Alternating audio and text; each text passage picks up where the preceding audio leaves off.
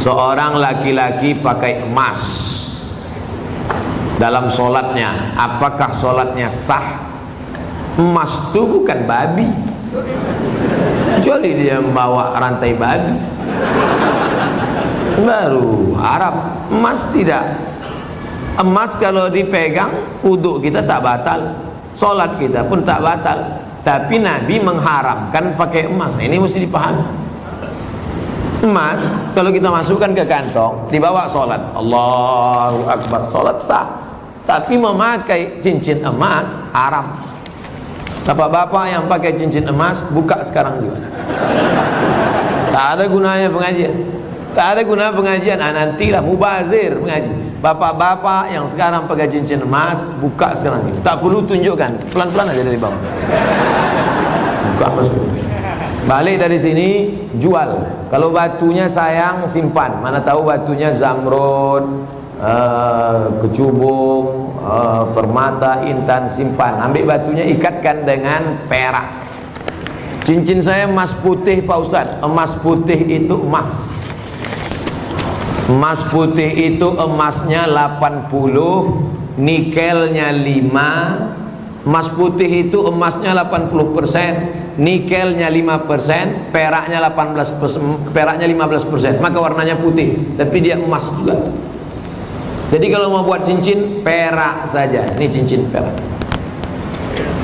Batunya zamrud asli, mereknya Casio, Casio orang. Tak pernah saya beli. Kalau sempatlah saya beli sekian puluh juta, lalu kemudian anak yatim tak sekolah, neraka jahanam tempat saya. Bisa pula anak yatim tak sekolah, cincin kita 30 juta. Pak, minta makan Pak, belum makan pagi, kata anak yatim di lampu merah. Kita mau? Nauzubillah. Oleh sebab itu maka yang punya cincin emas, wahai Imam Syafi'i, kenapa laki-laki Islam tak boleh pakai cincin emas? Apa kata Imam Syafi'i? Robek hati orang miskin menengok cincin emas. Aku makan pun payah, kau sampai hatilah pula pakai cincin emas. Matilah kau cepat, kata dia. Hancur hati dia. Itu alasan ulama dulu. Tapi rupanya sekarang setelah ditemukan emas itu ada molekul-molekul kecil masuk ke dalam pori-pori, masuk ke dalam darah, masuk ke dalam jantung, menyebabkan penyakit Alzheimer, penyakit tua sebelum masanya, penyakit lemah, tak bertenaga. Banyak orang barat yang sudah kena, pokoknya emas. Lalu kami yang perempuan Pak Ustaz, yang perempuan dia masuk ke dalam, keluar lagi melalui darah menstruasi haid. Makanya kalau ada bapak yang haid, pakailah. Anak hukumnya pejabat yang selalu menang sendiri dan selalu menyalahkan anak buahnya. Ini bukan pertanyaan, ini balas dendam. Ini sakit hati dia. Kemana caranya biar supaya Ustaz Somad menghantam pemimpin dunia? Buat lu pertanyaan. Itu pula masalahnya. Dia bertanya sama Ustaz yang paham pula kan. Nabi berkirim surat kepada Raja Romawi, namanya Heraklius, Herkal. Apa kata Nabi? Aslim taslam. Kalau kau masuk Islam, kau selamat. Falaka ajrani, kau dapat 2 pahala.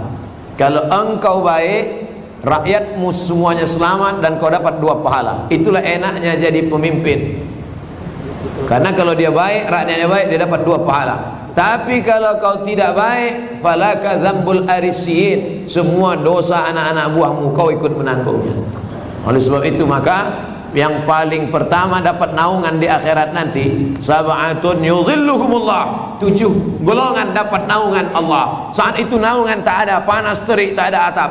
Di antara yang dapat naungan, yang pertama bukan ustaz, yang pertama bukan ulama, yang pertama al-imamul adil, pemimpin yang adil. Tapi negara kita negara demokrasi. Kalau ada pemimpin-pemimpin kita yang zalim, yang menyalahkan orang, kita bisa lapor ke atas. Ada laporan, bapak-bapak pegawai kepala dinas lapor ke Pak Wali Kota, Pak Wali Kota ada laporan ke atas, ada atasan, ada BPK, ada Inspektorat Jenderal, ada macam bapak-bapak polisi, tentara lapor ke Propam, ada atasan yang bisa kita laporkan. Kalau takut kirim surat kaleng. Jangan fitnah. In ja'akum fasiqun binaba'in, kalau datang orang bawa berita palsu fatabayyanu, klarifikasi. Nah, salah tak selesai dengan ditulis di wall Facebook, tapi harus diselesaikan. Wa amruhum syura bainahum, diselesaikan dengan musyawarah. Orang yang tak sholat subuh karena ketiduran, ada hadisnya. Man nama, siapa yang tidur, walam yusalli, sampai tak sembahyang subuh, balas syaitanu fi uzuni, setan kencing di telinganya. Yang tadi tak sembahyang subuh, itu tertulis di sini, toilet setan. Makanya ceramah ini harus terus diamalkan. Balik dari sini, pergi ke toko jam di Tanjung Pinang, cari dia. Mbak, apa jam yang paling mantap di sini? Nah, ini satu. Tanya dia, ada tak jam yang bisa menyipak? Asal jam 5 menyipak dia, lempang. Supaya bangun subuh. Ibu-ibu yang membangunkan lakinya, rahimallahu mra'atan, Allah mencurahkan rahmat pada laki-laki, aiqadha ahlahu, yang membangunkan istrinya untuk sholat subuh. Bangun mama bangun ibu.